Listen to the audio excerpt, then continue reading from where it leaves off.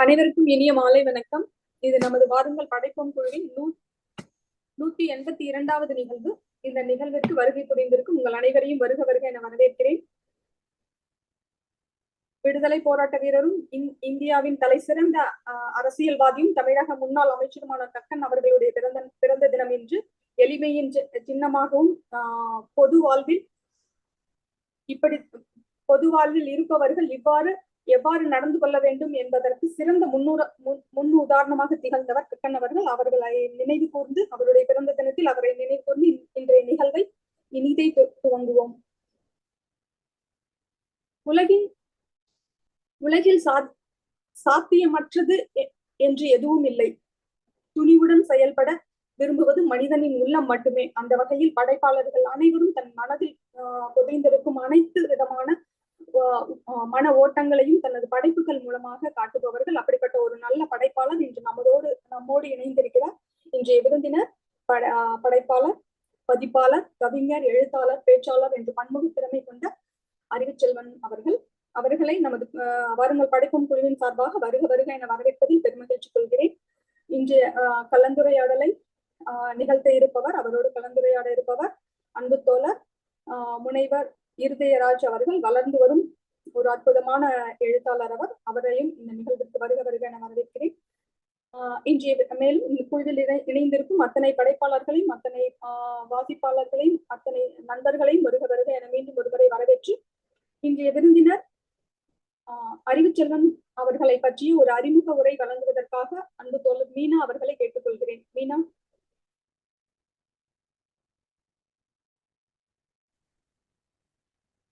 Unmute பண்ணிட்டு பேசுங்க.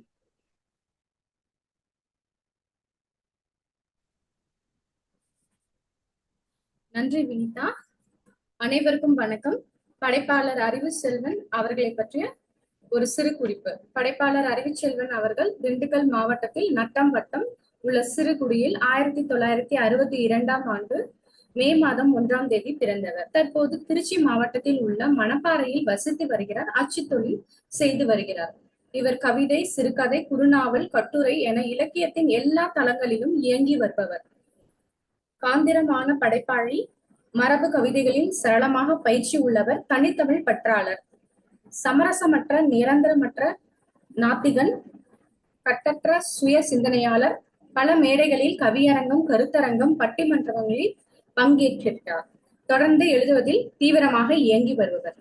இவர்களின் படைப்புகள்: நானும் என் மனிதர்களும் கவிதைகள் 1995, 2022 மே மாதம் 1ஆம் தேதி 60ஆம் அகவை நிறைவு நாளன்று மணப்பாறையில் ஒரே மேடையில் 13 நூல்களை வெளியிடப்பட்டனர். அவை: சொட்டக்காரன் கதை கவிதைகள், சொக்கம்பட்டி சாக்ரட்டிஸ் அது ஒரு சிறுகதை, சைக்கிள் சுவாமி குறுநாவல், நிறைசூழி சிறுகதை, முன்கதை சுருக்கு சிறுகதை, கூரியின் கூறு இது ஒரு கட்டுரை, ராவி கட்டுரைகள், மூளை மலை கவிதைகள், காடு கூடுகள் வீதிகள் வெளிகள் இது ஒரு கவிதை தொகுப்பு, சூளகை பாவைகள் சிறுகதை, அப்பாவின் மகள்களும் அம்மாவின் மகள்களும் கட்டுரைகள், தொகையை விட தூக்கம் மேலானது கவிதைகள், நானும் நாமும் இது ஒரு கவிதை தொகுப்பு.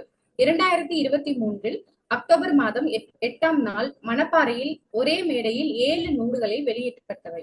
அவை: நமக்கு தொழில் மனிதம் கவிதைகள், இயற்கையை எதிர்த்து வாழ் கவிதைகள், தருதலை சித்தன் சிறுகதைகள், ஒரு பசிகத்தின் முதுகொரு சுய சுட்டம், முகத்தில் ஒரு சுய குத்தும் இது ஒரு சிறுகதை தொகுப்பு, குடும்பத்தில் ஒரு குதிரை குறுநாவல்கள், போற்றாதே பின்பற்று இது ஒரு கட்டுரை தொகுப்பு, நீரா நீர்வார்த்தீர் கட்டுரைகள்.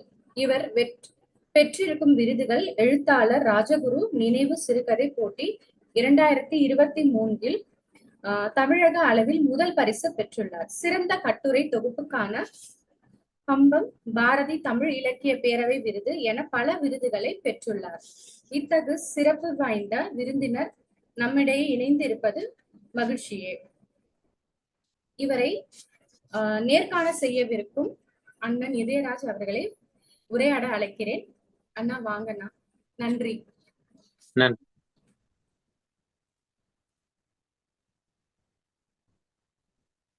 அனைவருக்கும் மாலை வணக்கம்.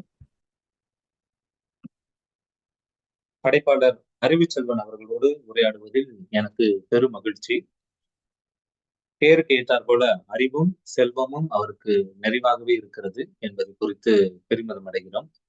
இந்த நேரத்துல அவருடைய முதல் புத்தகம் இந்த மாதிரி படைப்பாளரோட பேசணும்னு சொன்னோன்னே உடனே அவருடைய புத்தகத்தை அனுப்பி வச்சாரு. நான் உடனே சொன்னேன்னா, ஐயா நான் எந்த புத்தகத்தையும் நான் காசு கொடுக்காம வாங்க மாட்டேன், நான் அனுப்பி விடவா அப்படின்னு கேட்டேன். அவர் சொன்னாரு, பரவாயில்லப்பா, அறிவை பகிர்ந்து கொள்வதில் தவறில்லை, தேவையில்லை அப்படிங்கிற மாதிரி சொன்னாரு. ஸோ அதனால அறிவும் இருக்கு, அவர்கிட்ட செல்வமும் இருக்கு அப்படின்னு நான் நினைச்சுக்கிட்டேன்னா. ஸோ அந்த அடிப்படையில அவருடைய நூல்களை படிக்கும் போதும் சரி, அவ்வளவு ஒரு தெளிவா அவருடைய அறிவு சிதறல்கள் ரொம்ப ரொம்ப தெளிவா இருந்தது. அதுல குறிப்பா பார்த்தோம்னா, எதையும் கட்டுரையாக்க அறிவு போதும், ஆனால் கவிதையாக்க கற்பனை வேண்டும் அப்படிங்கிற மாதிரி அந்த எடுத்த உடனே நம்ம ஒரு புத்தகத்தை வாங்கின உடனே ஒரு யதார்த்தமா ஒரு பக்கத்தை பிரிச்சு நம்ம படிச்சு பார்ப்போம்.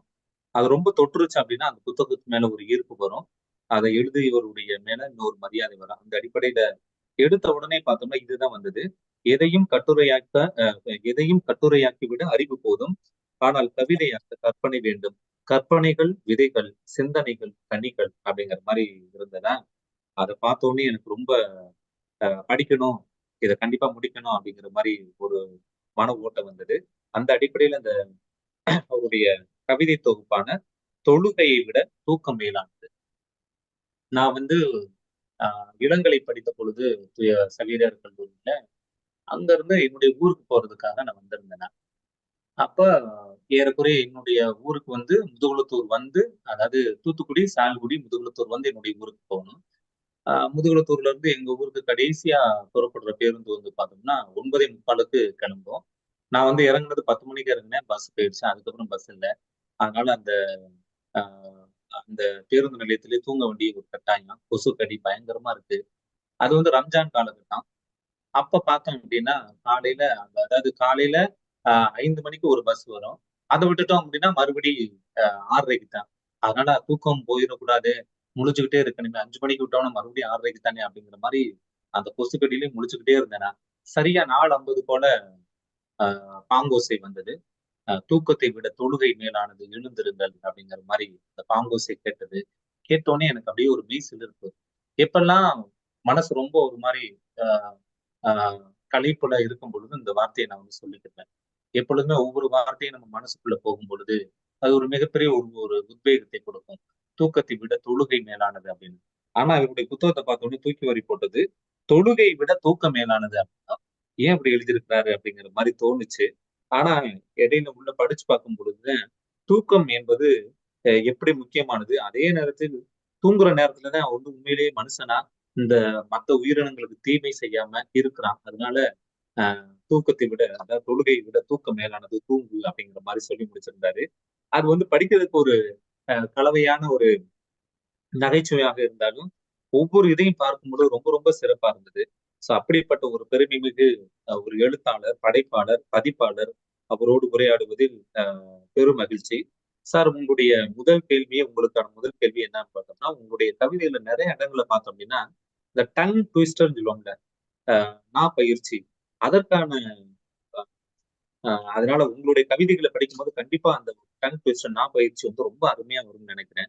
ஏன்னா தலைகளை பாட உழைத்த தமிழ், கலைகளை பாடி தழைத்த தமிழ், இடைகளை பாடி பிழைத்த தமிழ், கலைகளை பாடி பிழைத்த தமிழ், கேசாதி பாதம் வரை வாய்ந்தோடியது, வழிந்தோடியது அப்படிங்கிற மாதிரி இது ஒரு ஒரு எடுத்துக்காட்டாதான் சொல்றேன். நிறைய இருக்கு. இந்த மாதிரி ஒரு வார்த்தைகளை விளையாடுற அளவுக்கு ஒரு புலமை உங்கள்கிட்ட இருக்கு. இது எப்படி அவங்களுக்கு எழுத்தின் மீது எப்படி ஒரு ஆர்வம் இருந்தது? அதுவும் குறிப்பாக இந்த மாதிரி ஒரு எதுகை முனையில அதே நேரத்துல வார்த்தைகளை அங்கும் இங்கும் சரியாக பயன்படுத்தக்கூடிய அந்த ஒரு ஆற்றல் எப்போது உங்களுக்குள்ள வந்தது? எப்போது அதை நீங்க உணர்ந்தீங்க? வணக்கம் ஐயா, பேசுறது கேக்குதா? கேக்குதியா? நல்லது. நான் என்னுடைய இளமையில 16-17 வயசுல பெருஞ்சித்திரனார படிக்க ஆரம்பிச்சேன்.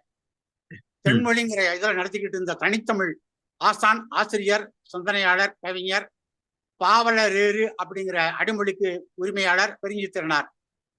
அவருடைய எழுத்துக்கள் கொடுத்த எழுச்சியும் அந்த தமிழும் என்னை வந்து மரபு கவிதைகள் எழுத வச்சுச்சு. அந்த மரபு கவிதைகளில் ஏற்பட்ட ஈடுபாடு நிறைய மரபு கவிதைகளை தொடர்ந்து எழுத வச்சுச்சு.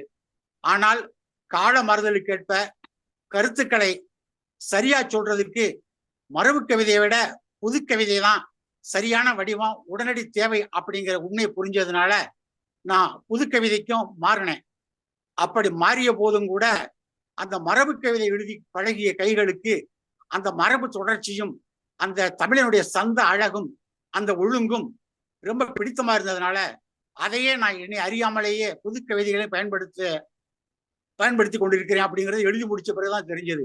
இருந்தாலும் கூட சொல்லக்கூடிய கருத்தை வலிமையா சொல்வதற்கு அந்த சந்தமும் அந்த தமிழ் ஒழுங்கும் கூடுதலான வசதியையும் கூடுதலான தகுதியையும் கொண்டிருப்பதாக நான் புரிஞ்சுக்கிட்டேன்.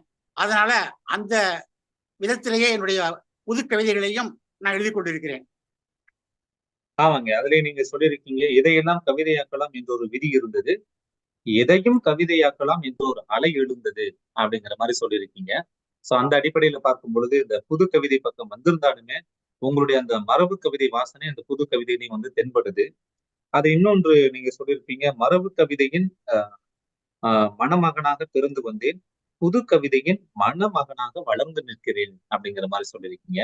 அந்த அடிப்படையில பார்க்கும் பொழுது இது நீங்க சொன்ன அந்த பதிலும் அதற்கு ஒட்டி வருது. அதுல இன்னொன்னு நீங்க சொல்லியிருப்பது, விதைப்பவனை விட விதை மேலானது, விளைவிப்பவனை விட விளைவு மேலானது, கவிஞனை விட கவிதை மேலானது அப்படின்னு சொன்ன இந்த வரிகளை பார்க்கும் பொழுது தமிழ் மீது உள்ள ஆர்வம் நல்லா புரியுது. இப்போதைக்கு உங்கள்கிட்ட இதன் மூலமா கேட்கக்கூடிய கேள்வி என்னன்னா ஐயா, அதாவது எழுத்து மட்டுமே முழு நேர வேலையா வச்சிருக்கக்கூடியவங்க அப்படின்னு பார்த்தோம்னா நம்ம நாட்டுல கொஞ்சம் குறைவா தான் இருக்கிறாங்க. ஏன்னா இந்த பொருளாதார அடிப்படையில பார்க்கும் பொழுது நமக்குன்னு ஒரு பொருளாதார பின்னணி இருக்கணும். அந்த அடிப்படையில நம்ம வந்து முழு நேரமா இதுல இறங்கிட்டோம் அப்படின்னா நம்ம வந்து நடுவீதியில் நிற்கிற மாதிரி ஒரு சூழல் வரும் அப்படிங்கிற மாதிரி ஒரு பயம் எல்லாருக்குமே இருக்கு. அதுவும் குறிப்பா பார்த்தோம்னா ஒரு சிலவங்க அந்த பகுதி நேர எழுதுறவங்களுக்கான அந்த முழு வீச்சு இருக்குமா அப்படின்னு பார்த்தோம்னா ரொம்ப குறைவா இருக்கு. ஆனாலும் நீங்க முழு நேர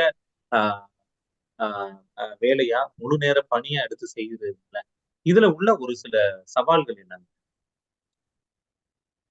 அதாவது இன்றைய சூழல்ல வாழ்க்கை என்பதே பெரிய போராட்டமா தான் இருக்குது. அன்றாட வாழ்க்கையை வெற்றிகரமா நடத்துறதுக்கே ஒரு தனி மனிதன் தன்னுடைய முழு உழைப்பையும் தொடர்ந்து செலுத்தி கொண்டே இருக்க வேண்டியிருக்கு. இந்த பொருளாதார பின்னணியில எந்த இலக்கிய வடிவமா இருந்தாலும் சரி, எந்த கலை வடிவமா இருந்தாலும் சரி, அந்த கலைஞனுக்கு ஒரு மிகப்பெரிய சவாலா தான் இருக்குது. ஆனால் பசியை போல தூக்கத்தை போல கலை உணர்ச்சி என்பதும் ஒரு மனிதனுக்கு உடன் பிறந்துதான் இருக்குது. அதான் அவன் வந்து தன்னை அறியாமலேயே இரவும் பகலும் அதற்கு தன்னை ஒப்பு கொடுக்க வேண்டியவனா தான் இருக்கிறான். அதுல இருந்து அந்த சிறையிலிருந்து அவனால வெளிவர முடிவதே இல்லை, அவன் வெளிவர விரும்புவதும் இல்லை. ஆனாலும் கூட வாழ்க்கை நெருக்கடிகளுக்கு இடையிலும் கூட அவனுடைய கலை தொடர்ந்து வெளிப்பட்டு கொண்டேதான் இருக்குது. என்னதான் கட்டடங்களை கட்டினாலும் தரையில தார் பூசினாலும் அதையும் மீறிக்கொண்டு செடிகளும் புற்களும் கொடிகளும் முளைப்பதை போல அந்த மனிதனுடைய இயல்பான உணர்ச்சியில அந்த கலை அவனை மீறிக்கிட்டும் பீறிக்கிட்டும் வெளியே வந்துகிட்டு தான் இருக்குது. அது ஓவியமோ எழுத்தோ இலக்கியமோ எதுவா இருந்தாலும் சரி, அந்த பிசாசு அவனை ஆட்கொண்டு இருக்குது. அதுக்கு அவன் ஆட்பட்டு இருக்கிறான். வாய்ப்பு கிடைக்கும் போதெல்லாம் ஊற்றிலிருந்து கசிகின்ற நீர் போல அவனுடைய பொருளாதார வாழ்க்கை சிக்கல்களுக்கு இடையில் இருந்து அந்த கலை வடிவம் தன்னை வெளிப்படுத்திக்கிறது. என்னை பொறுத்த வரைக்கும் எழுத்து என்பதும் கவிதை இலக்கியம் என்பதும் அப்படித்தான் என்னை ஆட்டி வச்சிட்டு நான் நம்புறேன். நான் வந்து அதை தடுக்க முயற்சித்தாலும் கூட அது என்னை உடைத்து கொண்டு என்னுடைய நேரத்தை எடுத்துக்கொண்டு என்னை நிர்பந்திக்கிறது. சூழ்நிலைக்கு ஏற்ப நாம் வாய்ப்பு கிடைக்கும் போதெல்லாம் அந்த திசையில நம்முடைய பயணத்தை நடத்தாம இருக்க முடியறது இல்லை. ஏனென்றால் அதில் உள்ளிருந்து வரக்கூடிய ஊற்று எந்த பாறையாலும் எங்க கான்கிரீட்டாலும் கூட அந்த கலை உணர்ச்சிய பூசவோ கூட்டி வைக்கவோ முடியாது. வாழ்க்கையினுடைய பொருளாதார நிர்பந்தங்களும் சுற்றுப்புற சூழல்களும் அதை போன்றவைதான். அவற்றையெல்லாம் தாண்டி கொண்டு வெளிவருவதுதான் இயற்கையான கலை உணர்ச்சி நான் நம்புறேன். அதுதான் எல்லா கலைஞர்களையும் ஏக்கிக்கிட்டு இருக்குன்னு நான் கருதுறேன். அப்படிதான் புரிஞ்சுக்கிறேங்க ஐயா. நன்றிங்க ஐயா, சரியான ஒரு பதில். இடையில கூட நம்ம ஒரு இது பேசும்போது கூட நம்ம வந்து சொல்லியிருக்காங்க நிறைய பேர், என்னன்னா நீங்க என்ன பண்ணிட்டு இருக்கீங்க எழுத்தாளர், அப்ப சாப்பாட்டுக்கு அப்படிங்கிற மாதிரி கேட்கும் பொழுது அது ஒரு நகைச்சுவையா இருந்தாலுமே அதுல உள்ள ஒரு வலி வேதனை அப்படிங்கிறது அதுல இருக்கிறவங்களுக்கு தான் தெரியும். பட் அதெல்லாம் மீறி எழுத்து என்பது என்னோட ஒன்றாக பிறந்தது. அது எந்த ஒரு சறுக்கல் வந்தாலும் அதில் சாதிப்பேன் அப்படின்னு சொன்ன உங்களுடைய மன உறுதியை நான் பாராட்டுறோம்யா. இன்னொன்னுயா, அதாவது குடும்பம் அப்படிங்கிற மாதிரி பார்க்கும்போது ஃபேமிலி அதனுடைய டெஃபினேஷன் நான் காலேஜ் படிக்கும்போது ஒரு அதுக்கான ஒரு வரையறை படிச்சேன். Family is nothing but is having is a licence given by the public for having a sexual life அப்படிங்கிற மாதிரி அது படிச்ச உடனே எனக்கு தூக்கி வாரி போட்டது. என்னடா இப்படி எல்லாம் எழுதியிருக்காங்க, ஐயோ இதெல்லாம் இப்படி எல்லாம் எழுதலாமா அப்படின்னு ஒரு கோபம் வந்தது. அப்புறம் அந்த புரியக்கூடிய ஒரு தன்மையில வரும்பொழுதுதான் இது ஒரு வரையறை, இதுல இருந்து எப்படி அப்படிங்கிற மாதிரி புரிஞ்சுக்கிற முடிஞ்சது. அந்த அடிப்படையில பார்க்கும்பொழுது உங்களுடைய கவிதைகள்ல சொல்ல வர கருத்துக்கு எந்த விதமான ஆஹ் மறையுறையோ அல்லது எந்த விதமான திரைமறைவோ இல்லாம வெளிப்படையா படார்னு சொல்ற மாதிரிதான் உங்களுடைய கவிதைகள் எல்லா இடங்களிலுமே இருக்கு.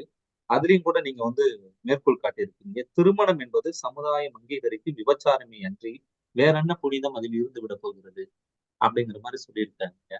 இதெல்லாம் எப்படி அந்த இதை சொல்றதுக்கு எனக்கு என்ன தயக்கம் வேணும் அப்படிங்கிற மாதிரி நீங்க என்னைக்காவது நினைச்சது உண்டா? எனக்கு அதுல எந்த தயக்கமும் இருக்கிறதா நான் உணரலைங்கய்யா. நான் பெரியார முழுசா படிச்சிருக்கேன், மார்க்சியத்தையும் ஓரளவு பயின்றுகிட்டு இருக்கேன். அந்த அடிப்படையில் சிந்திக்கும் போது திருமணத்தின் மீது புனிதங்களை கற்பிப்பது என்பது உண்மையிலேயே பெண்களை வந்து மேலும் அடிமைப்படுத்தி கொடுமைப்படுத்தி மிடிமைப்படுத்தக்கூடிய ஒரு சூழ்ச்சின்னு தான் நான் புரிஞ்சுக்கிறேன். இந்த திருமணம் என்பது பொருளாதாரத்தை அடிப்படையாக கொண்டு ஆணாதிக்கத்தை மேல் கட்டுமானாக கொண்டு இருக்கக்கூடிய ஒரு சிக்கலான அமைப்பு. அதை சரியா கையாளுறதுக்கு மேலும் நம்ம பயிற்சியும் முயற்சியும் எடுக்கணும். ஏற்கனவே இருந்து வரக்கூடிய மத நம்பிக்கைகளும் சமுதாய பின்னணியும் இந்த திருமணத்தை அப்படிதான் என்னைய புரிஞ்சுக்க சொல்லி நிர்பந்தப்படுத்துது. உண்மையிலேயே நீங்க பாத்தீங்கன்னா பெற்றோர்கள் இன்று திட்டமிட்டு செய்யக்கூடிய திருமணத்துல பெரும்பாலும் அந்த திருமணம் என்பது சமூகம் அங்கீகரித்த ஒரு விபச்சாரம் என்பதை தாண்டியோ என்பதை மீறியோ எந்த விதமான ஒழுங்கோ எந்த விதமான எதிர்கால திட்டமோ இல்லை. அதனால திருமணத்தின் மீது என்னுடைய அந்த கருத்து என்பது இன்றைய சூழல்ல நியாயமானதும் நேர்மையானதும் அப்படிங்கிறத நான் தெளிவாவே இருக்கேன். உங்களுடைய எழுத்து போல உங்களுடைய பேசும் கணீர்னு சரியா தான் வருது. அந்த கொரோனா சம்பந்தமான ஒரு கவிதை ஒண்ணு எழுதியிருக்கீங்க, அஞ்சேல் அப்படிங்கிற மாதிரி. அதுல நிறைய அது ஒவ்வொரு ரொம்ப அருமையா எழுதியிருக்கீங்க.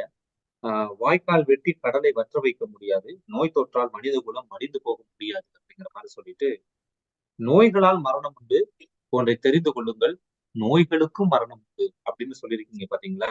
அது உண்மையிலே ஒரு நம்பிக்கை தரக்கூடிய வரி. அந்த நம்பிக்கை தரக்கூடிய வரிய நீங்க இது சரியா வந்து கொரோனா சமயத்துல எழுதின கவிதையா இல்ல அதற்கு பிறகு எழுதின கவிதை? கொரோனா ஏற்படுத்திய மன பாதிப்பும் அதிர்ச்சியும் மனித குலத்தையே நிலைகுலைய வச்சிருச்சுங்க ஐயா. மனிதனுடைய மன வலிமையே கிட்டத்தட்ட இல்லாம போயிருச்சு. நம்மளால இருக்க மாட்டோமோ, கொஞ்ச நாளையில நம்முடைய பரம்பரையே, நம்முடைய இனமே, நம்முடைய குடும்பமே நானே அழிஞ்சிருவணும் அப்படிங்கிற மாதிரி ஒட்டுமொத்தமான ஒரு அதிர்ச்சியையும் கவலையும் அந்த நோய் ஏற்படுத்திச்சு.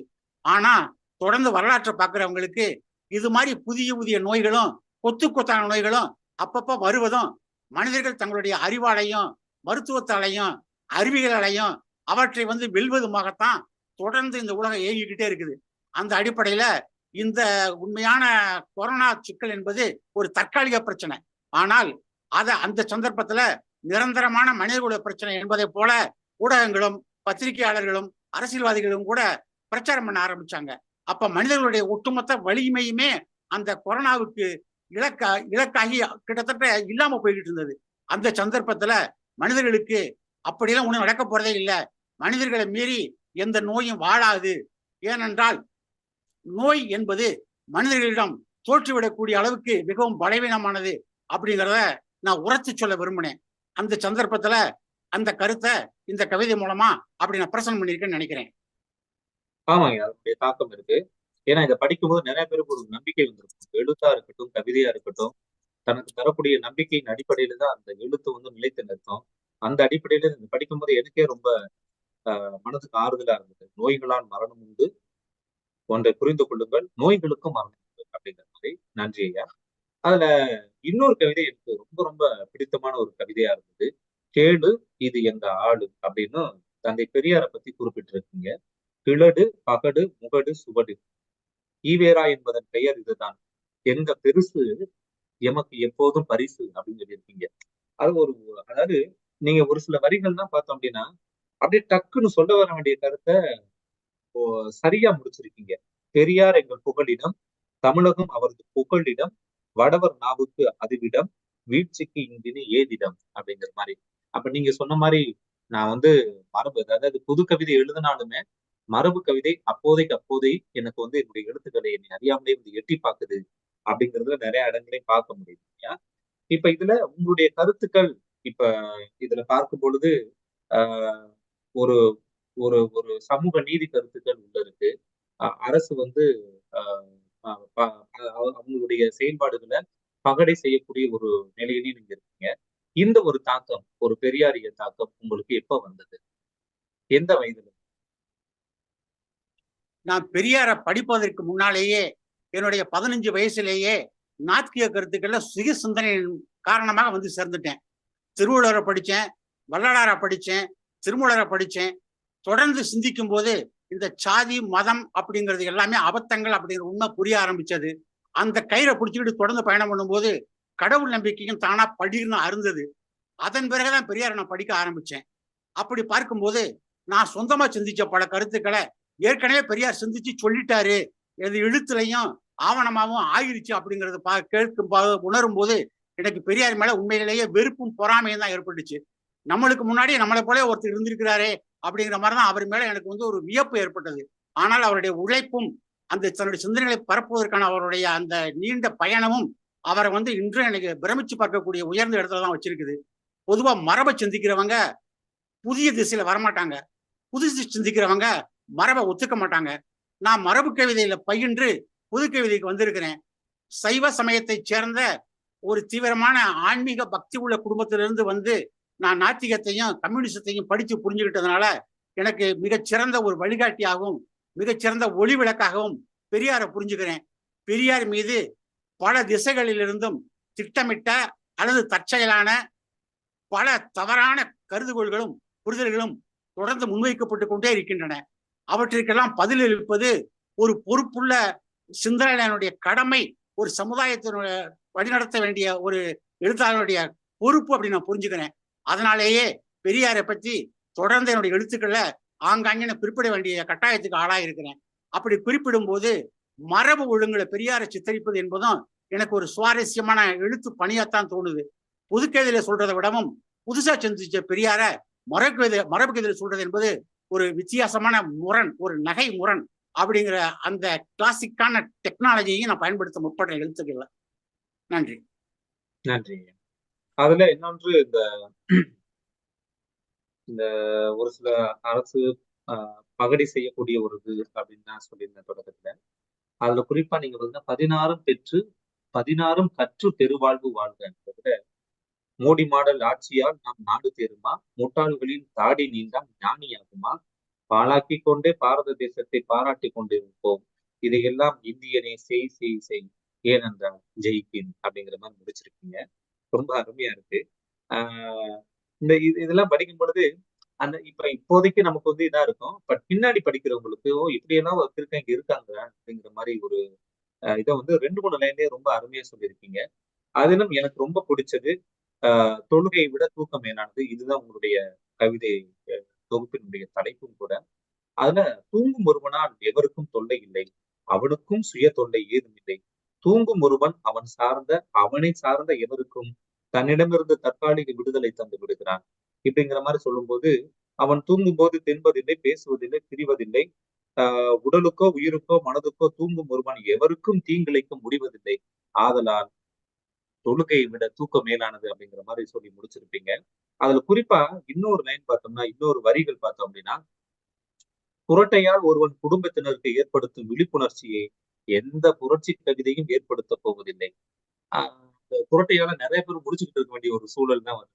அது ரொம்ப அருமையா, அதே நேரத்தில் நகைச்சுவையா சொல்ல வேண்டிய கருத்தை சொல்ற கூடிய அந்த ஒரு பக்குவத்துல நல்லா சொல்லியிருக்கீங்க. அதனால இந்த புத்தகத்தினுடைய தலைப்பு தொழுகையை விட தூக்கம் மேலானது அப்படிங்கிறத இந்த கவிதையும் உள்ள ஒட்டி இருக்கும் பார்க்கும் பொழுது ரொம்ப ரொம்ப சிறப்பா இருக்கும் இல்லையா? இதுல பார்த்தோம்னா, அதாவது அறிவு, தெளிவான நல்ல வார்த்தைகள் இருக்கு அங்கங்க. நம்ம எந்த விதமான மாற்றமும் கிடையாது. அதே நேரத்துல ஒரு சில கவிதைகள் சூடு பயங்கரமா ஏறுது. ஒரு சில கவிதைகள்ல பார்த்தோம்னா அப்படியே குளிர்ச்சி அதிகமா வருது. ஒரு சில இதுலன்னா பார்த்தோம்னா நகைச்சுவையா வருது. ஒரு சில கவிதைகள்ல பார்த்தோம் அப்படின்னா, கொஞ்சம் கோபமும், கொஞ்சம் காரமும் அப்படிங்கிற மாரி ஏதோ காரக்குழம்பு, சாம்பார் குழம்பு மாரிலாம் இருக்கு. இதெல்லாம் அந்த எல்லா விதமான ரசனையும் உள்ள இப்போ ஒரு சிலர் கவிதையெல்லாம் பார்த்தோம் அப்படின்னா, கோபம் மட்டுமே முழுவதும் அந்த கவிதைகள்ல இருக்கும். நகைச்சுவை மட்டுமே இருக்கும். ஆனா எல்லா ரசனையும் உள்ளடக்கக்கூடிய ஒரு கவிதையா உங்களுடைய கவிதை தொகுப்பு இருக்கு. இது எப்படி? இந்த நீண்ட கேள்விக்கு சற்று விரிவாக பதில் சொல்லணும்னு நான் நினைக்கிறேன். அதுதான் சொல்லுங்க. என்னுடைய பொறுப்புன்னு நான் நம்புறேன்.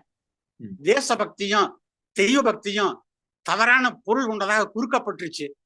தேசபக்தி என்பது குறிப்பிட்ட கட்சியின் மீது வைத்திருக்கக்கூடிய பக்தி அப்படின்னு புரிந்து கொள்ளப்படுது. தெய்வ பக்தி என்பது தான் சார்ந்திருக்கிற மதத்தை பிடிச்சி தொங்குறது அப்படின்னு தவறாக புரிந்து கொள்ளப்படுது. இந்த ரெண்டு அபத்தங்களையும் பொறுப்போட விமர்சிப்பதற்காக நான் நிறைய கவிதைகள் எழுதியிருக்கிறேன். நீங்க சொன்னது போல ஒவ்வொரு கவிதையும் அதனுடைய பேசு பொருளுக்கு ஏற்ப தன்னுடைய துணியை அமைச்சுக்கிறது. ஒரு கவிதையை சத்தமா பேச வேண்டியிருக்கும், ஒரு கவிதையில கொஞ்சம் வேண்டியிருக்கும், ஒரு கவிதையில கிசுகிசுக்க வேண்டியிருக்கும். அதே போலவே நம்ம பேசக்கூடிய கருத்தை முற்பட்டு முன் வச்சு ஒரு கவிதையில நம்ம கோபமா பேச வேண்டியிருக்கும், எழுத்தாளனுடைய குரல் ஆக்ரோஷமா ஒலிக்கும். இன்னொரு கவிதையில பேசக்கூடிய பாடுபொருள் அடிப்படையா வச்சு அந்த குரல் மென்மையாகவும் இதமாகவும் இங்கிதமாகவும் இருக்கும். நம்ம வெளியே காலநிலையை பார்க்கும்போது ஒரு நேரத்துல வெளிக்காற்று சூடா இருக்கு, ஒரு நேரத்துல குளிர்ச்சியா இருக்கு, ஒரு நேரத்துல இதமா இருக்கு, ஒரு நேரத்துல குளுமையா இருக்கு. அதற்கு காரணம் மாறி வரக்கூடிய தட்பவெப்ப சூழ்நிலை. அது போலதான் ஒரு எழுத்தாளனை இயக்கக்கூடிய சுற்றுப்புற சூழல், அவன் சிந்திக்கக்கூடிய கான்செப்டுகள், அந்த ஒவ்வொரு விஷயங்களும் அந்த கவிஞனை அந்தந்த துணியில பேச வைக்குது. அந்த பேசக்கூடிய பொருளின் எந்த கவிதையை எந்த விஷயத்தை பேசுதோ அந்த விஷயத்தை பேசுறதுக்கு அந்த டோன், அந்த குரல், அந்த துணி அதுதான் சரியா இருக்கும்னு அதே தீர்மானிச்சு அந்த எழுத்தாளனை இயக்குது. அப்படி எழுதி நான் வெளியிடக்கூடிய அந்த கவிதைகள்ல நான் இருக்கிறதை விடவும் அந்த கவிதை எதை பேசுதோ அந்த விஷயத்தினுடைய வீரியம் தான் தூக்கலா இருக்குது. அதற்கு காரணம் அந்த விஷயத்தை நேர்மையாவும் சரியாவும் முழுமையாவும் சொல்லணும் அப்படிங்கிற பொறுப்புணர்ச்சி. அதுதான் அந்த கவிதையினுடைய குரலையும் தீர்மானிக்குது. நன்றி.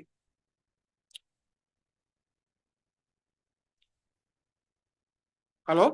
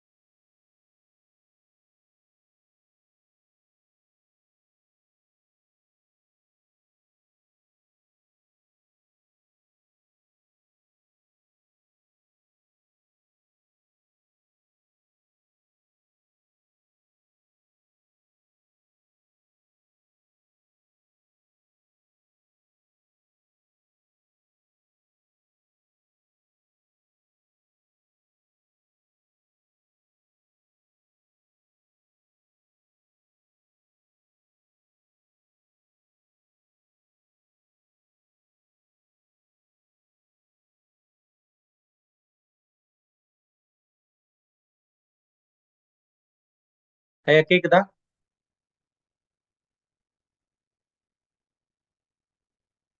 ஐயா கேக்குதா?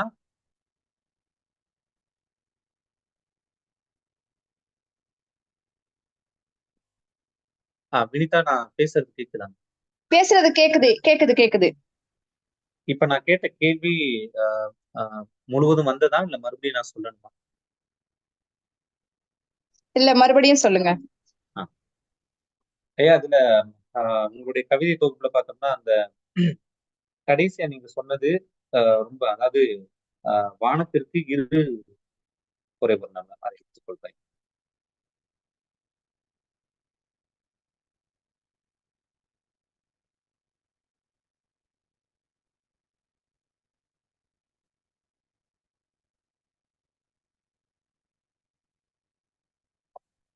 நான் அப்படியே என்னுடைய சிறுகதை தொகுப்பு வந்துடுறேங்கய்யா. சூழல் கைப்பாவைகள், அதுல வந்து இந்த கதையினுடைய முக்கியத்துவம் அதை பத்தி ரொம்ப அருமையா சொல்லியிருக்கீங்க. அதாவது கதைகள் ஏன் எழுதப்பட வேண்டும் அல்லது சொல்லப்பட வேண்டும், கதைகள் ஏன் கேட்கப்பட வேண்டும் அப்படிங்கிறதுல உங்களுடைய அருமையான அந்த கேள்வியான கேட்டுட்டு உங்களுடைய சரியான பதிலையும் நீங்க அதுல கொடுத்திருக்கீங்க. கதைகளை வாசிக்காவிட்டால் வாசகனுக்கு என்ன நட்டம், சுற்றுலா தலங்களை தரிசிக்காவிட்டால் அது தலங்களுக்கு என்ன நட்டம், ஒரு எழுத்தாளனின் கதையை உட்கொள்பவன் அந்த எழுத்தாளன் பாடுபட்டு நுகர்ந்த வாழ்வை தேடி சேர்த்த சொத்தை தான் எந்த சிரமமும் இன்றி உட்கார்ந்த இடத்திலேயே வாழ்ந்து விடுகிறான். இதை விட வேற என்ன அனுபவ தொகுப்பு இருந்து விட போகிறது அப்படிங்கிற மாதிரி ரொம்ப அருமையா சொல்லியிருக்கீங்க. ஏன்னா நிறைய நேரங்கள்ல ஒரு ஒரு கருத்தரங்கம் நடைபெறுது அப்படின்னா அங்க நானா நிறைய இடங்களுக்கு போயிருக்கேன். அது என்னன்னா, ஒரு 10 புத்தகங்களை அங்க வந்து படிக்கிறதுக்கு சமம். ஒரு ஒரு ஒரு மணி நேரத்துல வெவ்வேறு 10 புத்தகங்களை வந்து படிச்சனுடைய அறிவை வந்து நம்ம பெறக்கூடிய ஒரு அருமையான ஒரு வாய்ப்பு. அந்த அடிப்படையில் பார்க்கும்போது இது வந்து ரொம்ப அருமையா தெளிவா எழுதிருக்கீங்க. இந்த கதையில பார்த்தோம் அப்படின்னா உங்களுடைய நிறைய கதைகள்ல ஒரு கதையில இருந்து என்னுடைய ஒரு கேள்வி, திருட்டெல்லாம் திருட்டல்ல, அதுல வந்து ஒரு சின்ன நகைமுரண் இருக்கிறதா நான் வந்து பாக்குறேயா. உங்களுடைய கருத்து அதுல என்ன?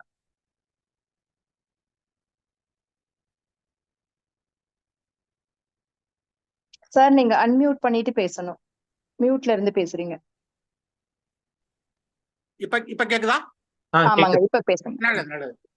திருட்டு என்பத திட்டமிட்டு ஒரு குற்றமாக சொல்லக்கூடியவங்க மிகப்பெரிய திருட்டுகளை தொடர்ந்து செஞ்சுக்கிட்டே இருக்கிறாங்க. அவங்களை எந்த சட்டமும் எந்த அரசும் எந்த நீதியும் தண்டிக்கிறது இல்லை, எந்த மதமும் அவங்களை தண்டிக்கிறது இல்லை. சொல்ல போனா திருட்டு முதலிய குற்றங்களை வசதியா பண்ணி கொள்ளக்கூடியவங்க அதை செய்வதற்காகத்தான் இந்த சட்டத்தையும் இந்த அரசையும் இந்த மதங்களையும் உருவாக்கி இருக்கிறாங்க, காப்பாத்திக்கிட்டு இருக்கிறாங்க.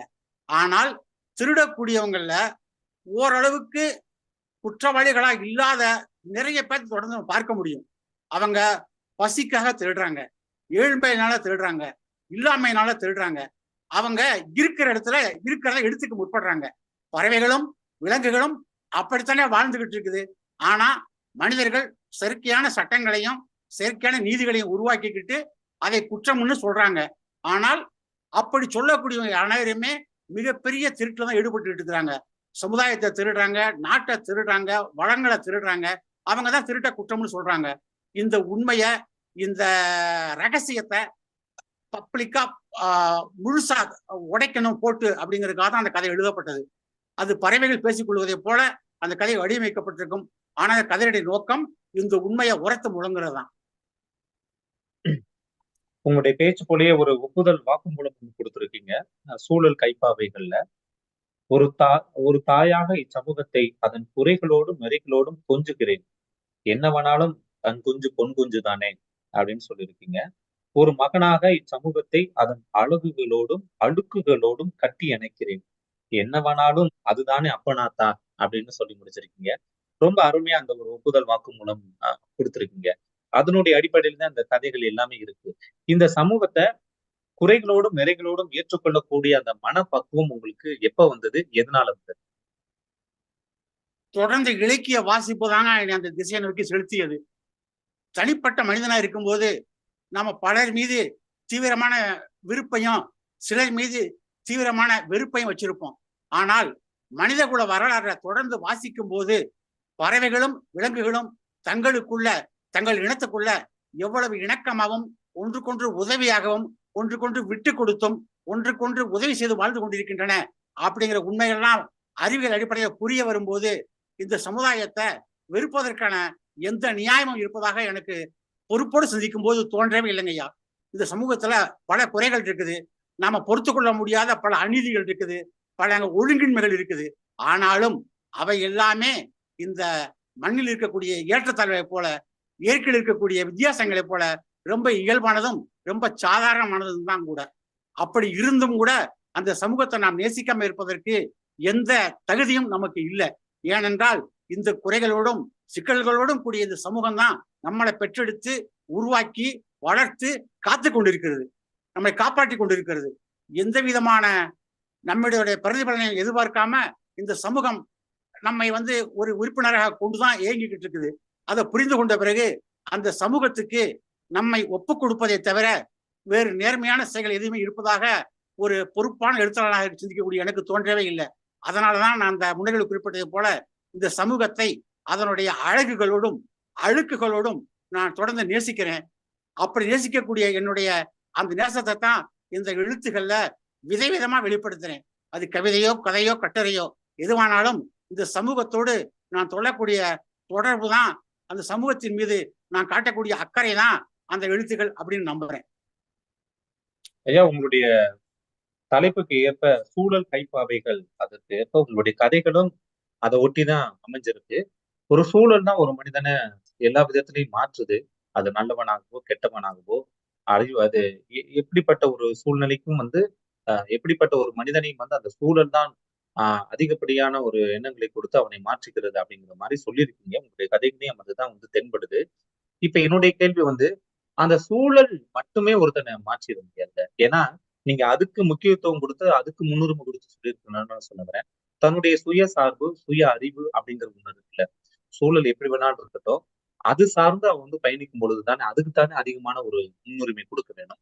ஆனா நீங்க சூழலுக்கு தான் அதிகமான ஒரு முன்னுரிமை கொடுத்துருக்கீங்களே, என்ன காரணம்? அதாவதுங்கய்யா, நம்ம நேர்மையா சிந்திச்சோம்னா நம்முடைய மூளை அப்படிங்கிறதே நம்முடைய சமூகத்தால தான் உருவாக்கப்படுது. சுற்றுப்புற சூழல் தான் ஒரு மனிதனுடைய கேரக்டரை டிசைன் பண்ணுது. இப்ப நான், சுயம், தான், ஈகோ அப்படி சொல்லக்கூடிய எந்த ஒரு தனித்தன்மையும் தன்னை சுற்றி இருக்கக்கூடிய சிச்சுவேஷன்ல தான் உருவாக்கப்படுகிறது. தாய் தகப்பனற்ற ஒரு அனாதை பொறுப்போடு வளர்க்கப்படாமல் இருக்கும்போது அவன் சமூக குற்றவாளி ஆவதற்கான வாய்ப்புகள் மிக அதிகமாக இருக்கின்றன. பொறுப்புள்ள பெற்றோருக்கு பிறந்து அக்கறையோடு வளர்க்கப்படக்கூடிய ஒரு குழந்தை, திட்டமிட்டு உருவாக்கப்படக்கூடிய ஒரு குழந்தை பொறுப்பான வேலையில் அமர்ந்து பொறுப்பான குடும்ப தலைவனாக வளர்வதற்கான வாய்ப்புகள் மிக அதிகமா இருக்குது. விதிவிலக்கு ஒன்றிரண்டு இருக்கலாம். அப்படி பார்க்கும்போது ஒரு மனிதனுடைய கேரக்டரை டிசைன் பண்றதுல சூழலுக்கு இருக்கக்கூடிய பங்கை நம்ம கவனிக்க தவறோம். அது ரொம்ப குறைவா தான் கவனிக்கிறோம். அதை கூடுதலா கவனிக்க வைக்கணும், கூடுதலா புரிஞ்சுக்க சொல்லணும் அப்படிங்கிறதுக்காக தாங்க இந்த தலைப்போட அந்த கதையையும் அந்த கட்டுரைகளையும் அந்த சிறுகதை தொகுதியும் வடிவமைச்சிருக்கிறேன். நன்றிங்கய்யா. உங்களுடைய அந்த சிறுகதை தலைப்புகள் கூட ரொம்ப ரொம்ப அருமையா இருக்கு. எந்த புள்ளிக்கும் எதிர் திசை 4, நாளை என்பது எதிர்காலம் அல்ல, தத்து பித்து தருதலை சித்து, திக்கு முக்காட்டும் தெற்கு திக்கு, சூழல் கைப்பாவைகள், எந்த சாமிக்கு இந்த முப்பூசை, மனமுடிச்சுகளும் மாய விரல்களும், வாழாமல் ஒரு வாழ்வும் சாகாமல் ஒரு சாவும் அப்படிங்கிற மாதிரி. அப்புறம் புகைக்கும் ஃபேக்டரிக்கும் ஒரு புது விபத்து அப்படிங்கிற மாதிரி எழுதியிருக்கீங்க. இதுல நிறைய என்னுடைய இதுல ஆங்கில கலப்புகள் அதிகமா இருக்கிற மாதிரி நான் இந்த கதைகள்லையும் கவிதைகள்லையும் நான் பாக்குறேன். இது எதற்காக? அதாவது படிக்கிறவங்க அது யதார்த்தமான ஒரு உணர்வை பெறணும் அப்படிங்கிறதுக்காகவா, இல்ல அதற்கு சரியான ஒரு தமிழ் வார்த்தையை போட்டிருக்கலாம் அப்படின்னு நீங்க எது நினைச்சிருக்கீங்க? 2 கேள்வி கேட்டிருக்கீங்க. முதல் கேள்விக்கான பதில், ஒவ்வொரு தலைப்பையுமே கிட்டத்தட்ட ஒரு திரைப்படத்துக்கான டீசல் வெளியிடுவதை போல ஒரு போஸ்டர்ல திரைப்படம் தன்னுடைய கதையை உள்ளடக்கி இருப்பதை போலதான் ஒவ்வொரு கதையினுடைய ஒட்டுமொத்த கண்டென்ட்டையும் அந்த தலைப்பு தன்னகத்தை அடக்கி இருக்குது. அது கவித்துவமா இருக்கிறதுக்கு காரணம் நான் கவிஞனா இருக்கிறது தான். மற்றபடி நீங்க கேட்ட 2வது கேள்விக்கான பதில், சமூகத்துல தனித்தமிழ் இல்லை. நான் தனித்தமிழ் பற்றாளன். என்னுடைய கட்டுரைகள்ல கிட்டத்தட்ட பிறமொழி சொற்களை இல்லாம நான் எழுதக்கூடிய இயல்பா கொண்டவன். ஆனாலும் கதைகளை எழுதும் போது கேரக்டர்கள் பேசிக்கொள்ளக்கூடிய அந்த உரையாடல்கள்ல நிகழ்கால யதார்த்த உலகத்தை அப்படியே நம்ம பிரதி எடுக்க காப்பி பண்ண வேண்டிய கட்டாயம் இருக்குது. அந்த கேரக்டர்கள் தனித்தமிழ்ல பேசக்கூடிய கேரக்டர்களாக வாழ்ந்துட்டு இருக்க முடியும்? நம்ம கண்ணுக்கு முன்னாடி இருக்கக்கூடிய வாழ்க்கையில என்ன நிகழுதோ அதைத்தானே நம்ம படைப்புல பிரசன்ட் பண்ண முடியும் கதையில. அந்த நோக்கத்தோட தான் அந்த எழுத்துக்கள் எழுதப்படுகின்றன. அது பிறமொழி சொற்கள் வந்து திணிக்கப்படவில்லை, இயல்பா இருக்கின்றன. ஆனால் அவைகளாம் இருக்க வேண்டாம் என்பது என்னுடைய இலக்கிய கோட்பாடு. ஆனால் சமூக யதார்த்தமும் நிலவரமும் அப்படித்தான் இருக்கின்றன. ஆக மொத்தம் சிறுகதை என்பது ஒரு எழுத்தாளனுடைய உன்னத லட்சியம் அல்ல, எழுத்தாளனுடைய பிரசன்டேஷன். அவனுடைய லட்சியங்கள் என்பது அவனுடைய கட்டுரைகளையும் கவிதைகளையும் காண கிடைக்கின்றன. என்னுடைய கட்டுரைகளை பார்த்தீங்கன்னா இந்த கேள்விக்கான பதில் இருக்குன்னு நான் நினைக்கிறேன். ஆமாங்க. இது வந்து கதைகள்ல வந்து பார்த்தோம்னா, பிறமொழி அதாவது குறிப்பாக ஆங்கில கலப்பு அப்படிங்கிறது சுஜாதாவுக்கு முன்னும் பின்னும் அப்படிங்கிற மாரி நம்ம பார்க்க வேண்டியதா இருக்கு. சுஜாதாவுக்கு முன் அப்படின்னு பார்த்தோம்னா, அந்த கதைகள்ல ஆங்கில வார்த்தைகள் இருக்காது. இருக்காதுன்னா, அதுக்கு சரியான ஒரு தமிழ் வார்த்தையை போட்டு தான் அந்த கதைகள் இருக்கும். சுஜாதா வந்த பிறகுதான் இதனுடைய தாக்கம் அதிகமானது. நெறைய குட் மார்னிங் அப்படிங்கிற மாரி தான் தொடங்கும். அவருடைய கதைகளே பார்த்தோம்னா. அப்படி இருக்கும் பொழுது, இந்த இங்க வந்து நீங்க பயன்படுத்துற இந்த வார்த்தையினுடைய தாக்கம் சுஜாதா மூலம் வந்ததா? இல்ல எதார்த்தம் சார்ந்து இருக்க வேண்டும் அப்படிங்கிற எண்ணத்துல வந்ததா? யாரையும் பார்த்து நான் எழுத ஆரம்பிக்கல, சமூகத்தை ம், பார்க்கிறேன், கதை ம், நடக்கக்கூடிய அந்த களத்தை பார்க்கிறேன், அதுல ம், வரக்கூடிய கேரக்டர்களை பார்க்கிறேன். அந்த கதாபாத்திரங்கள் அப்படித்தானே பேசுகின்றன. அதுல ம், செயற்கைத்தன்மையோ இல்ல வந்து திட்டமிட்டு ஆங்கில கலப்போ திணித்தலோ இருக்கிறதுக்கு வாய்ப்பே இல்லையே. ஆனால் அந்த கதைகளுக்கு இடையில வரக்கூடிய எழுத்தாளனுடைய உரையா இருக்கும்ல, அந்த ம், கதாசிரியனுடைய ஊற்றுக்களும் பெரும்பாலும் தனித்தமிழையோ அல்லது இயன்றவரை தமிழ்ல தான் இருக்கும். கேரக்டர்கள் ம். பேசக்கூடிய உரையாடல் மட்டும்தான் பெறமொழி சொற்கள் கலந்து இருக்கும். ஏனென்றால் அதுதான் நம்ம வீட்டுக்கு வெளியே வீதியில் இருக்கக்கூடிய யதார்த்தம். நன்றி. நிறைவா ஒரு கேள்வி. இப்போதைக்கு உள்ள இந்த வாசகர் அ ஒரு துடிப்பான வாசகர்கள்னா எப்படி இருக்க வேண்டும்? எழுத்தாளர்களும் எப்படி இருக்க வேண்டும்? அப்படிங்கிற மாரி உங்களுடைய கருத்து சொல்லுங்க. பொதுவா எழுத்தாளர்கள் அப்படின்னு சொல்லக்கூடியவங்க பெரும்பாலும் இன்று தன்னுடைய திறமைய வித்தியாசமா காட்டணும் அப்படிங்கிறதுக்காக விதவிதமான டெக்னிக்களை கையாண்டு எழுத முற்படுறாங்களே தவிர எதை சொல்லணும் இந்த சமூகத்துக்கு அப்படிங்கிற அக்கறையும் பொறுப்பும் கிட்டத்தட்ட இல்லாம அல்லது மிக மிக குறைவா போயிட்டு இருக்கக்கூடிய காலத்துல வாழ்ந்துகிட்டு இருக்கோம். அப்படி இருக்கக்கூடிய இந்த சூழல்ல எழுத்தாளர்கள் தங்களை வந்து ஒரு சமுதாய பொறுப்பு மிக்க மனிதர்களாக புரிந்து கொள்ளணும். எப்படி ஒரு நாட்டினுடைய சட்டத்திற்கு உட்பட்டு நம்ம இங்க சிட்டிசனா வாழ்ந்துட்டு இருக்கிறோமோ அதை போல அறம், மனிதகுல மேம்பாடு, மனிதகுல எதிர்காலம் அவை குறித்து அக்கறையும் பொறுப்பும் இருந்தவர்களாக தங்களை முதல்ல வந்து எழுத்தாளர்கள் தயாரித்துக்கணும். தங்களுடைய எழுத்து வந்து தங்களுடைய குட்டிக்கரணம், தங்களுடைய வித்தை, தங்களுடைய சாமர்த்தியம் அப்படிங்கிற அபத்தமான கான்செப்ட்ல இருந்து முழுசு வெளியே வரணும். நம்ம வந்து இந்த சமூகத்துக்கு ஏதாவது உருப்படியா சொல்லணும், ஏதாவது உருப்படியா செய்யணும் அப்படிங்கிற பொறுப்போட எழுத ஆரம்பிக்கணும். அப்படிங்கிறதுதான் எழுத்தாளர்களுக்கான என்னுடைய பார்வை. வாசகர்களை பொறுத்த வரைக்கும் அவங்க இனம் பிரிச்சு தேடி கண்டுபிடிக்க கத்துக்கிறணும். முதல்ல வந்து விதவிதமான எல்லா எழுத்துக்களையும் படிக்கணும். ஆனால் சில விலங்குகள் சில குறிப்பிட்ட தாவரங்களை மட்டும்தான் சாப்பிடும். ஆடு சில தாவரங்களை சாப்பிடாது, மாடு சில தாவரங்களை சாப்பிடாது. இதே போல ஒவ்வொரு உயிரினமுமே சில உணவு வகைகளை திட்டமிட்டே ஒதுக்கும். ஏனென்றால் அவை தங்களுக்கு ஏற்றவை அல்ல என்பதை உள்ளுணர்வால் புரிந்து கொண்டன.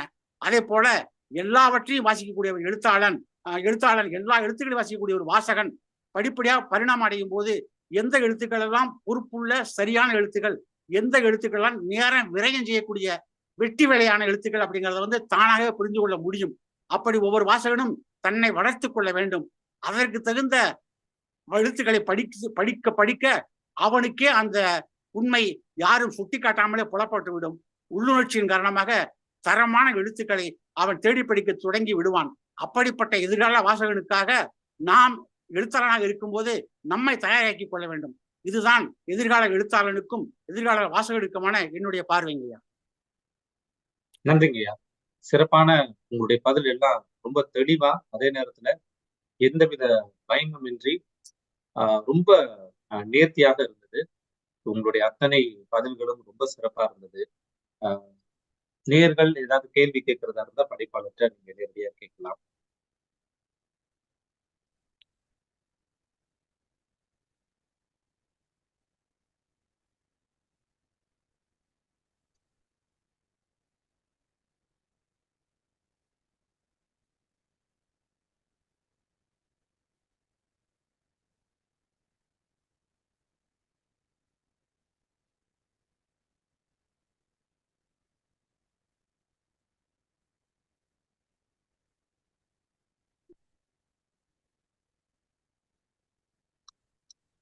அனைவருக்கும் வணக்கம்.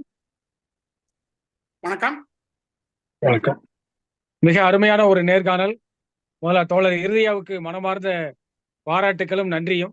நன்றி. உங்களை நிறைய கேள்விகள் கேட்டாங்க, உள்ளார்ந்து கேட்டாரு. உண்மையிலே மகிழ்ச்சியா இருந்தது. அறிவுச்செல்வன் ஐயா, இதுவரைக்கும் நான் உங்களுடைய எழுத்துக்களை படித்ததில்லை. ஆனால் கட்டாயம் படிக்க வேண்டும் என்கிற ஒரு வேகத்தை, ஒரு ஈர்ப்பை இந்த நேர்காணல் கொடுத்திருக்கு. அதற்காக முதலில் வாருங்கள் படைப்போம் குழுவிற்கு என்னுடைய நன்றியை தெரிவிச்சுக்கிறேன். இப்ப நீங்க மரபு கவிதையிலிருந்து புது கவிதைக்கு வந்திருக்கீங்கன்னு சொன்னீங்க. இது யதார்த்தமா எனக்கு தேவைப்படுது, அதனால நான் புது கவிதைக்கு வந்திருக்கிறேன்னு சொன்னீங்க. நீங்க நிறைய வாசிக்கிறது இப்ப மரபு கவிதைகளையா புது கவிதைகளே? இது சரியான கேள்வி. நான் சரியான பதில் சொல்லணும்னா கிட்டத்தட்ட கவிதைகளை வாசிக்கிறதே கிட்டத்தட்ட நிறுத்திட்டேன்னு சொல்லலாம். ஏன்னா அதை தாண்டி ஒரே நடையில இருக்கக்கூடிய கட்டுரைகளும் எழுத்துக்களும் தான் எனக்கு தேவைக்கு தீண்டிப்படக்கூடியவையா இருக்கின்றன.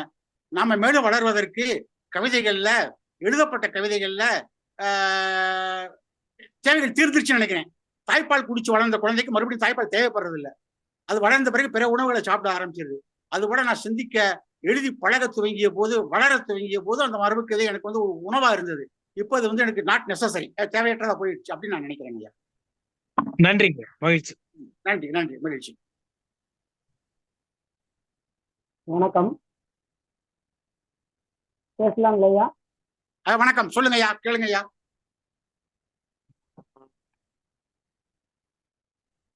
ஐயா கேளுங்க ஐயா. வணக்கம் ஐயா. வணக்கம். அப்படியே என்னுடைய வாழ்க்கையை அப்படியே பிரதிபலிக்கிற மாதிரியே இருக்குது உங்களுடைய கருத்தும் வாழ்க்கையும். அப்படியா? சரியா கேட்கலீங்க ஐயா?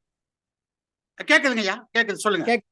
என்னுடைய வாழ்க்கை அப்படியே 100க்கு 100 பிரதிபலிக்கிற மாதிரி இருக்குது. ஒரே ஒரு சின்ன வித்தியாசம் தான், நான் ஆரம்பத்தில இருந்தே இந்த கவிதைகள் போல ஆரம்பத்திலிருந்தே கருத்து வழியே நான் பயணித்து இருக்கிறேன். நானும் ஒரு சைவ குடும்பத்திலேருந்து பிறந்தவன். 10 வயசுலயே எனக்கு திருப்பாவை, திரும்பாம்பாய், திருப்பள்ளி எச்சி, கந்தர் கலிவன்பா, திருப்புகழ் எல்லாமே அத்துப்படி. ஏன்னா எங்க மாமா சிவதீட்சை வாங்கினவர். ஆனாலும் 10 வயசுலயே எனக்கு இந்த கடவுள் மறுப்பு கொள்கை, பகுத்தறிவுன்றது 10 வயசுலயே வந்துடுது. அப்பவே இந்த கோயில்ல போயிட்டு இந்த பாலும் தயிர் ஏன் இப்படி வீணாக்குறாங்கன்னு நான் கேள்வி கேட்டேன். எனக்கு எந்த விதமான புற அழுத்தமோ அறிவோ கிடையாது அந்த இடத்துல. அந்த சுயமாவே அப்படி சிந்திச்சு இருக்கேன் நான் 10 வயசுலயே. அதுதான் நீங்க 15 வயசுல நீங்க. ஆனா என்ன ஒரே ஒரு வித்தியாசம்னா, நான் 13 வயசுல நகரத்துக்கு இடம்பெயர்ந்து படிக்க வந்த போது தான் பெரியாரை படிக்கிறதுக்கான வாய்ப்பு கிடைச்சது, மார்க்சியம் படிக்கிறதுக்கான வாய்ப்பு கிடைச்சது. அப்பதான் எனக்கு உள்ளபடியே அறிவு வளர்ந்தது. ஆனா எனக்கு உங்களை மாதிரி பொறாமெல்லாம் வரல. பெரியாரை பார்த்து வரல, பெரியார் மார்க்சிக்கு தான். எனக்கு என்ன அப்படின்னு சொல்லிட்டு சொன்னா, கவிதை குதிரைகளின் மீது கருத்து சவாரி செய்யணும். அப்பதான் அது சிறப்பு அப்படின்ற கொள்கையுடைய. அதனாலதான் எனக்கு புது கவிதையாகட்டும், மரபு கவிதையாகட்டும் எதுவுமே பிடிக்கிறது இல்லை. எனக்கு புது கவிதை நான் ஏத்துக்கிறதே இல்லை. மரபு கவிதை சரி, ஆனால் அது கருத்தை வெளிப்படுத்துவதற்கு ஒரு தடையாக இருக்கிறது என்பது என்னுடைய கருத்து. அது மொழி ஆளுமை உள்ளவர்களுக்கு அது வாய்க்கலாம். ஆனால் சாதாரண எளிய மனிதன் ஒரு கருத்தை சொல்லணும்னா அவன் உரைநடையில் எழுதுதான் அவனுக்கு எளிதா இருக்கும். அதை விட்டுட்டு நீ கவிதைக்கு போ அப்படின்னு சொல்றது கருத்து பெண்ணுக்கு தள்ளப்படுறதாவே நினைக்கிறேன் நான். ஆகையினால இந்த கவிதைகள் வேண்டாம், கருத்து தான் இப்ப முடிவு ஒத்துக்கிறீங்களா, அதை நான் சின்ன வயசுலயே அந்த முடிவுல நான் இருந்துட்டேன்.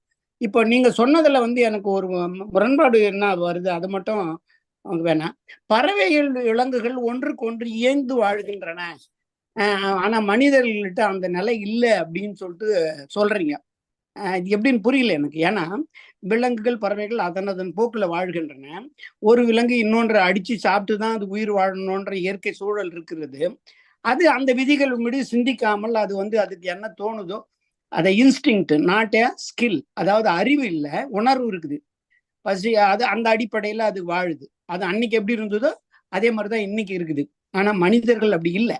இதை நாம் நேர்மறையாவே எடுத்துக்கொள்ளலாம், எதிர்மறையாவே எடுத்துக்கொள்ளலாம். அதை அந்த இடத்துல மட்டும் எனக்கு கொஞ்சம் இது இருக்கு. அப்புறம் சூழலே மனிதனின் மூளையை தீர்மானிக்குதுன்னு சொல்றீங்க, அது உண்மைதான். சூழல் மனிதனுக்கு தீர்மானிப்பது என்பது உண்மை. அதையும் மீறி சிந்திப்பது தானே அறிவு. சூழலே ஆத்தோடவே போனோம்னா அது எங்க போதோ அங்கதான் போக முடியும். ஆனா அதுக்கு எதிர நீந்துறது தானே அறிவு. அப்படி வர்றது தானே சிந்திக்க முடியும். சரியான கேள்வி. நான் பதில் சொல்ல ஆரம்பிக்கிறேன். சொல்லுங்க ஐயா.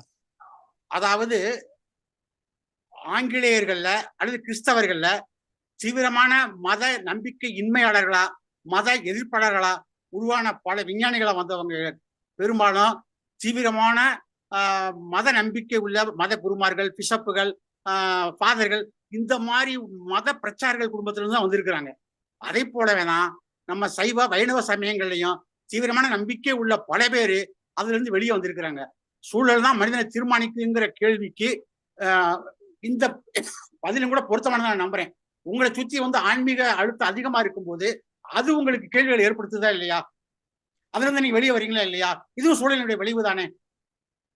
அந்த சூழல் தான் ஒருவனை தீவிரமான ஒரு ஆத்தியருடைய மகனை ஆத்திகனா மாத்துது, இன்னொரு ஆத்தியருடைய மகனை நாத்திகனா மாத்துது. ரெண்டுமே சூழல் தான்.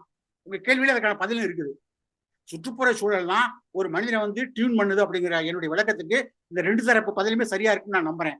இன்னொரு கேள்வி கேட்டீங்க நீங்க, மரபு கவிதையை நம்ம கட்டி அழுக வேண்டிய அவசியம் இல்லை அப்படிங்கிற சூழலுக்கு நம்ம சேர்ந்திருக்கிறோம். ஏன்னு கேட்டா நீங்க சொன்னதை போலவே மரபு கவிதையை நம்ம எழுதுவதற்கு இலக்கணத்துக்கு பின்னாடி நம்ம போக வேண்டியிருக்கிறத தவிர கருத்துக்கு பின்னாடி போக முடியறதே இல்லை. ஆனாலும் இந்த சந்தர்ப்பத்துல நம்ம வலியுறுத்த வேண்டிய இன்னொரு செய்தி இருக்குது. புதுக்கவிதையை மட்டுமே எழுதி கொண்டிருக்கக்கூடிய பல பேருக்கு மரபு கவிதையை பற்றிய அடிப்படை அறிவும் கிடையாது, அதற்கான முயற்சியும் கிடையாது. மரபு கவிதையை எழுத பயின்று அதில் தெளிஞ்சு தேறி பிறகு அதை மீறணும். அப்பதான் நம்ம சொல்லக்கூடிய விஷயத்த கச்சிதமா சுருக்கமா தெளிவா சொல்லக்கூடிய டெக்னாலஜி பிடிபடும். மரபு கவிதை நமக்கு தேவை இல்லையே தவிர அந்த மரபு ரீதியான ஒழுங்கு இருக்குதுல்ல, அந்த சிந்தனை நெறி, அந்த முறையை நம்ம கற்றுக்கொள்ளாவிட்டால் புதுக்கவிதையும் வளவள கொலகோல என்று ஒரு உரநடையை போலதான் போய்கொண்டிருக்கும். ஆகவே மரபை நாம் பயின்று கொள்ள வேண்டும், அதை மீற வேண்டும். அது போல இன்னொரு கேள்வி கேட்டீங்க நீங்க, பறவைகளும் விலங்குகளும் மனிதர்களை விடவும் அறிவில் குறைந்தவைதானே, அவை எப்படி ஒன்றாக சேர்ந்து வாழ்கின்றன ஒரு கேள்வி, முக்கியமான காத்திரமான கேள்வியை கேட்டிருக்கீங்க. ரொம்ப சரியான கேள்வி. இதற்கு என்னுடைய பொறுப்பான பதில் என்னன்னு கேட்டீங்கன்னா, ஒரு சிங்கம் இன்னொரு சிங்கத்தை கொள்றது இல்லை, ஒரு மான் இன்னொரு மானை கொள்றது இல்லை. ஆனால் மனிதர்களை பொறுத்த வரைக்கும் நீங்க கேட்ட கேள்விக்கு பதில் இருக்குது. ஒரு மனிதன் இன்னொரு மனிதனை உடலாலும் பொருளாலும் சூழ்நிலையாலும் தாக்குகிறான், கொலை செய்கிறான், திருடுகிறான், குற்றம் செய்கிறான். இதற்கெல்லாம் காரணம் என்னவென்று சிந்தித்து பார்க்கும்போது சாதி, மதம், இனம் போன்ற உட்பிரிவுகள். இந்த உட்பிரிவுகள் தான் மனிதனை விலங்குகளிலிருந்தும் பறவைகளிலிருந்தும் வேறுபடுத்துகின்றன. பறவைகளும் விலங்குகளும் தத்தம் இனத்துக்குள் ஒன்றை ஒன்று சார்ந்தும் சேர்ந்தும் தான் வாழ்ந்து கொண்டிருக்கின்றன. ஆனால் மனிதர்கள் அப்படி தங்களுக்குள்ளேயே பிரிவினைகளை உருவாக்கி கொண்ட காரணத்தினால் அப்படி வாழ முடியாதவர்களாக இருக்கிறார்கள். அதற்கு மார்க்சியமும் பெரியாரியமும் சுய சிந்தனையும் நமக்கு மாற்றாக பல தீர்வுகளை முன்வைக்கின்றன. அப்படிப்பட்ட வழியில் நாம் பயணம் செய்ய வேண்டும். நம்மோடு சேர்ந்து இருப்பவர்களையும் அந்த வழியில் அழைத்து செல்ல வேண்டும். அதற்காகத்தான் நம்முடைய எழுத்தும் பேச்சும் சிந்தனையும் இருக்கின்றன என்று நான் நம்புகிறேன். ஐயா, ஒரு கேள்வி.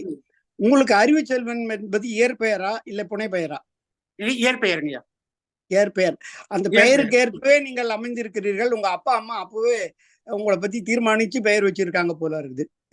சரி, பரவாயில்ல ஐயா. எனக்கு நீங்க சொன்னீங்களே இந்த சூழல் உருவாக்குதுன்றதுல எனக்கு என்னமும் தெளிவு வரல. ஏன்னு கேட்டா, இப்போ நீர் வழுப்படு புனை போல அப்படின்னு கவிதை கூட வருது. புனை அது போகுது. அது போல 199 விழுக்காடு மக்கள் இந்த சூழலால உருவாக்கப்படுறாங்கன்றத கூட ஓரளவுக்கு நான் ஏத்துக்கிறேன். ஆனால் சூழலை எதிர்த்து சிந்திப்பவர்கள், இப்ப ஐன்ஸ்டீன் ஆப்பிள் விழறத பார்த்துதான் அவர் திரியாப்பிள் ரிலேட்டிவிட்டி கண்டுபிடிக்கிறாரு, போறாரு. அது சூழல் அவர்களை தீர்மானிக்குதுன்னு சொல்ல முடியாது.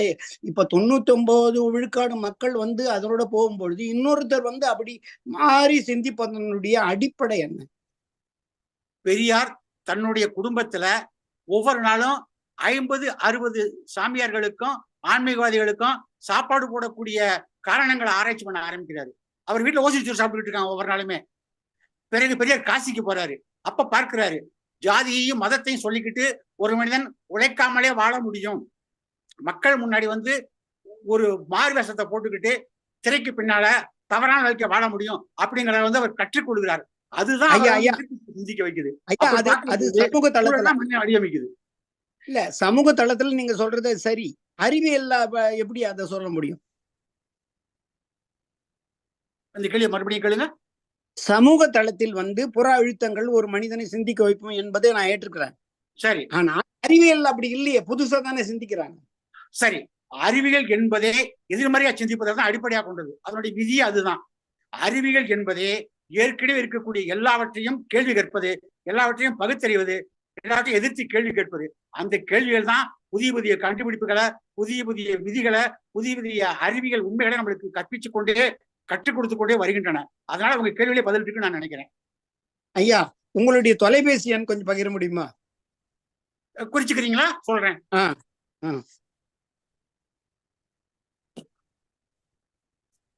97 90 47 87 81. என்ன கடைசி 4 எண்கள்? 97 90 47 87 81. 97 90 47 87 81. ஆமாங்கய்யா. ஐயா, இதுல வாட்ஸ்அப் வசதி உண்டா? வாட்ஸ்அப் வசதி உண்டு. ஏன்னா நான் கனடாவில இருந்து பேசுறேன். சரி, உங்க நூலை வந்து பிடிஎஃப்ல அனுப்ப முடியுமா? பிடிஎஃப்ல அனுப்புறதுக்கு வாய்ப்பு இல்லைங்கய்யா. சரி சரி சரி, நல்லது. நன்றிங்க ஐயா. உங்க உரை நன்றி. வந்து மிகச்சிறந்த உரை ஐயா. நன்றிங்கய்யா. அப்படியே எனக்கு எனக்கு வயது 73 ஆகுது. உங்களுக்கு என்னன்னு தெரியல. எனக்கு 63ங்கய்யா. 63 தான். ஆனா ஆமா. உள்ளபடியே வந்து நான் அப்படியே என்னை வந்து கண்ணாடியில பாக்குற மாதிரி இருந்தது இன்னைக்கு உங்க ரொம்ப பேசின உரை. மகிழ்ச்சி. ஒரு இடத்துல கூட வந்து கொஞ்சம் கூட இதுவும் இல்ல. நீங்க நன்றிங்கய்யா. அடிப்படையில என்ன படிப்பு, என்ன தொழில்லையா? நான் 11வது படிச்சிருக்கேன் ஐயா. 11ஆம் வகுப்பு. ஆஹா, அச்சகம் மனப்பாறையில அச்சகம் வச்சிருக்கேன், பிரிண்டிங் பிரஸ். ஓகே, ரொம்ப ரொம்ப பாராட்டுங்களே ஐயா. நான் வந்து ஒரு பொறியாளர். நீங்க 11 தான் படிச்சிருக்கீங்க. ஆனா மகிழ்ச்சி. பெரியாரை பாக்குற மாதிரியே இருக்குது உங்களை பார்க்கும்போது. எனக்கு உள்ளபடியே ரொம்ப மகிழ்ச்சி. எனக்கு மகிழ்ச்சியா இருக்குது. நீங்க என்னை விட இளையவர், 10 வயசு இளையவர். அதனால இன்னும் நீண்ட காலம் இருந்து இது பண்ண ஒரு நாற்றங்கால்களை உருவாக்கணும் ஐயா. நீங்க ரொம்ப ஒரு நல்லதுங்க. ட்ரைனிங் வச்சு நிறைய இளைஞர்களை இந்த கோணத்துல பயிற்றுவிக்கணும் ஐயா. நானு இங்க கனடா வந்து எனக்கு வாய்ப்பு இல்லை. அங்க இருந்த போது நூற்றுக்கணக்கான கூட்டங்கள்ல கலந்துப்பேன், பேசுவேன், தொலைக்காட்சியில பண்ணுவேன். இப்ப 5 ஆண்டுகளா இருக்கிறதுனால எனக்கு வாய்ப்பு இல்லை. நீங்க அதை செய்யணும். நல்லதுங்க, சரிங்க ஐயா. நன்றி நன்றி நன்றி ஐயா. உங்க ஊருங்க ஐயா? எந்த ஊர்ல இருக்கீங்க? மணப்பாறை. திருச்சிக்கு மணப்பாறை. பக்கத்துல சரி, மணப்பாறை. நன்றி நன்றி ஐயா. நன்றி நன்றி நன்றி.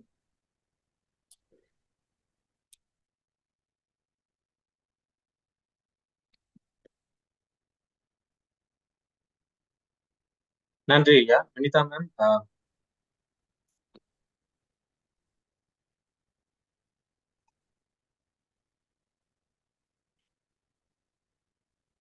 வேற எதுவும் கேள்விகள் இருக்கா? கேள்விகள் வேற எதுவும் இல்லைன்னு நினைக்கிறேன் ஐயா. அது அனிதா மேம், நீங்க ஏதாவது சொல்ல வேண்டியது இருக்கா?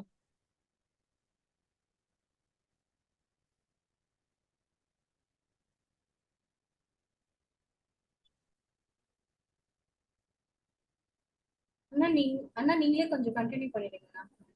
சரி. ஐயா, அத்தனை கேள்விகளுக்கும் உங்களுடைய பதில் வந்து ரொம்ப அருமையாக, தெளிவாக, உறுதியாக இருந்தது. உங்களுடைய எழுத்து போல, உங்களுடைய பேச்சு போல, உங்களுடைய பேர் போல எல்லாமே சிறப்பாக இருந்தது. ஸோ வந்தமைக்கு நன்றி. வந்து உங்களுடைய கருத்துக்களை உங்களோடு பகிர்ந்து கொண்டதற்கு மிகவும் அனைவர் சார்பாக நன்றியை தெரிவித்துக் கொள்கிறோம். உங்களுடைய எழுத்து, உங்களுடைய அறிவு வீச்சு இன்னும் தொடரட்டும், உயரட்டும் என்று எல்லோர் சார்பாகவும் நான் வாழ்த்துகிறேன். நன்றி நன்றி. உங்களுடைய ஒருங்கிணைப்பு, உங்களுடைய உழைப்பு, முயற்சி அத்தனைக்கும் பங்கு பெற்ற ஒவ்வொருவருக்கும் என்னுடைய நெஞ்சார்ந்த நன்றி. தொடர்ந்து எழுதுவோம், தொடர்ந்து படிப்போம், தொடர்ந்து சிந்திப்போம், தொடர்ந்து உயர்வோம், தொடர்ந்து வளர்வோம். நன்றி நன்றி நன்றி.